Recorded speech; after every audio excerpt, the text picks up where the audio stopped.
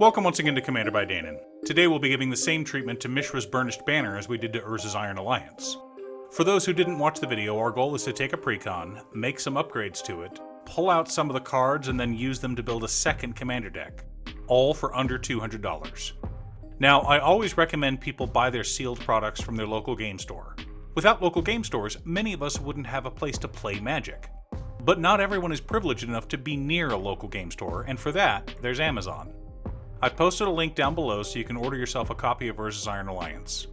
While you're there, you should also take a look at getting a deck box, as well as some sleeves to help protect your investment. Before we get started, I'd like to quickly ask you to like and subscribe. It really does help the channel, and it's free. With that out of the way, let's get into the video. So, Mishra's Burnished banner, like all pre-constructed decks, has the face commander and an optional one. Let's take a quick look at both. Mishra Eminent One is a 5-mana 5/4 legendary human artificer.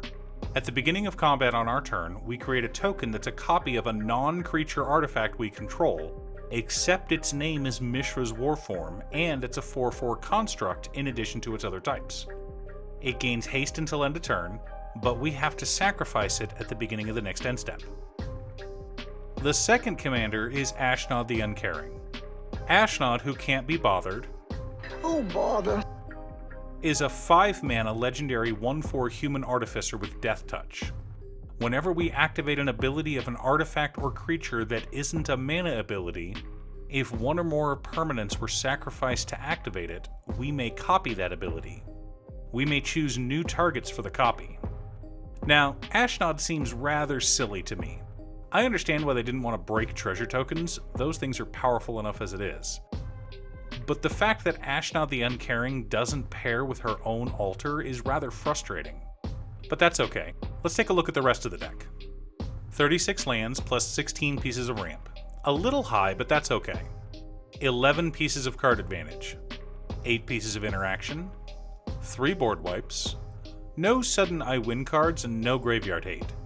However, what we do have is 8 sacrifice outlets and 7 more graveyard recursion or graveyard filling spells. From what I can see, the precon would be better served with Ashnod in command rather than Mishra. So Mishra's getting the boot, and we'll be replacing him with Eloise Nephalia Sleuth. Joyra, Weatherlight Captain, will instead become Ethereal Investigator.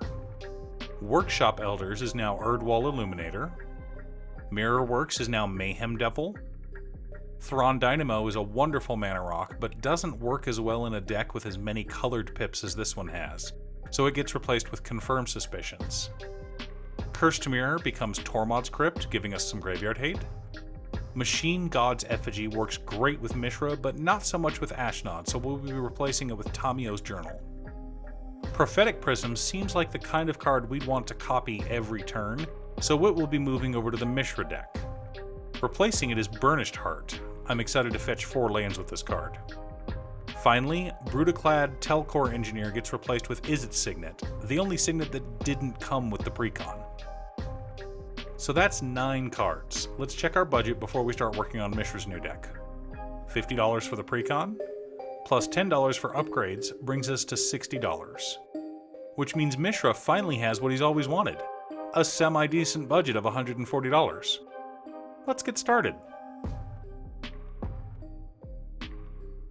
Command Tower, Exotic Orchard, Buried Ruin, Crumbling Necropolis, Underground River, Sulphurous Springs, Shivan Reef, Temple of Deceit, Temple of Malice, Temple of Epiphany, Mist Vault Bridge, Drossforge Bridge, Silverbluff Bridge, Dimir Guildgate, Rakdos Guildgate, Izzet Guildgate, Myriad Landscape for additional ramp, Bojuka Bog for graveyard hate, Reliquary Tower, 6 islands, 5 swamps, and 5 mountains.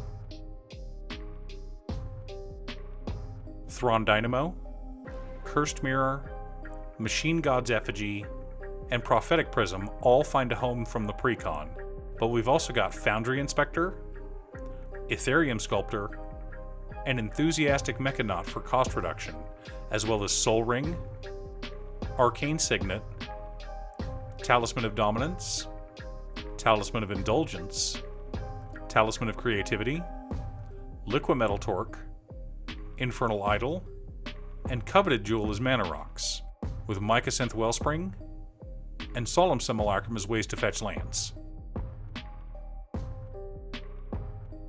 Joyra Weatherlight Captain coming in from the Precon, as well as Diabolic Intent, Diabolic Tutor, and Wishclaw Talisman as tutors.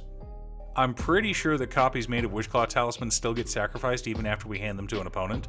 Please correct me if I'm wrong on that.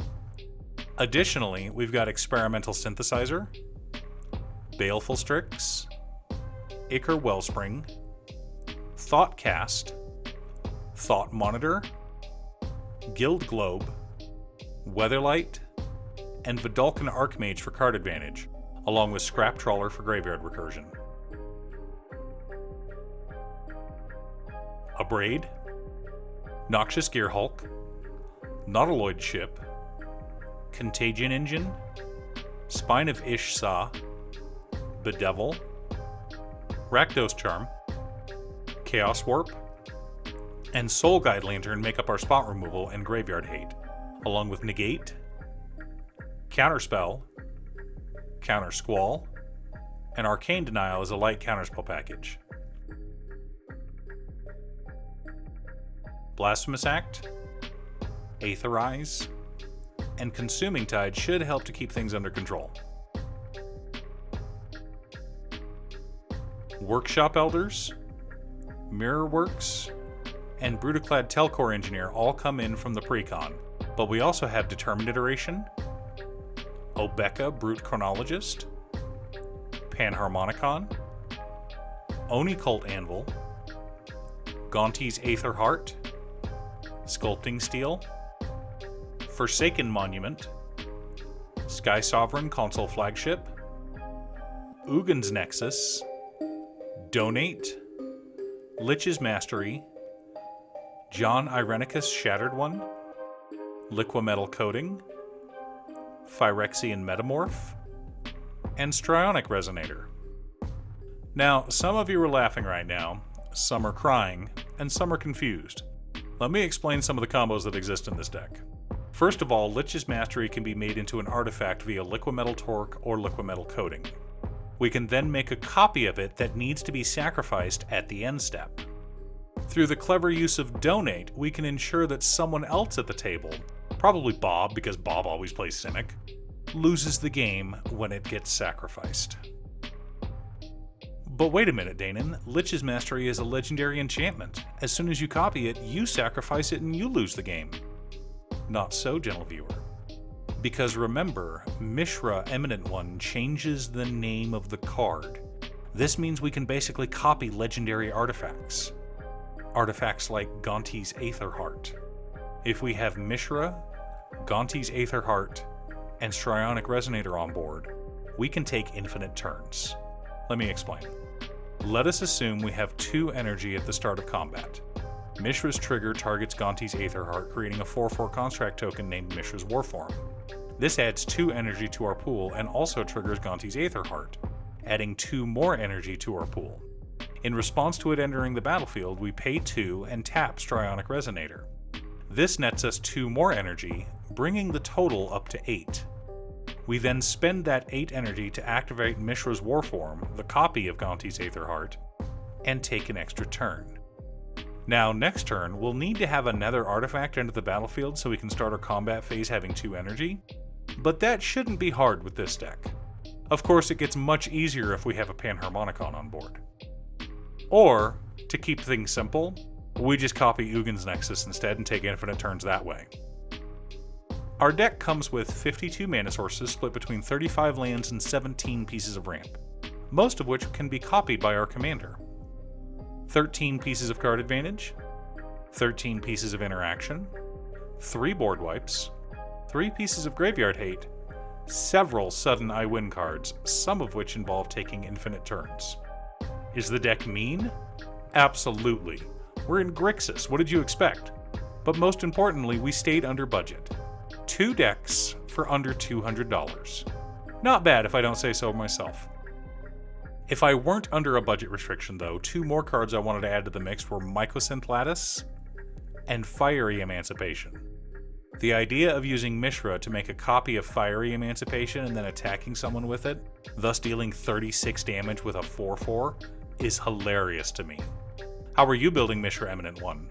Or are you more focused on building around Ashnod the Unbothered? Oh, bother. Leave a comment below. Thanks for tuning in. Once again, a huge shout out to my editor Cute Stuff. I couldn't make these videos without her. If you'd like to hire her to edit your own videos, there's a link to her Fiverr page below. If you're looking for ways to support the channel directly, you can head on over to patreon.com/Danon. One of the tiers is specifically set up for Commander. For only $25, I will build you a custom Commander deck based around your specifications, and even do a deck video on it. I also wanted to give a quick shout out to all of my patrons: Jiraiya, Waffles, Muffins, Casey, Nick, Marcus, Black Dragon, Phoenix of Ice, Daniel, Kyo, Squishy, RGC, and Brett. You guys are awesome. I post new Commander Deck videos often, so be sure to subscribe and ring the bell to be notified of new videos. Also, if you're a fan of anime and manga like I am, feel free to check out my other channel, Musings by Danon.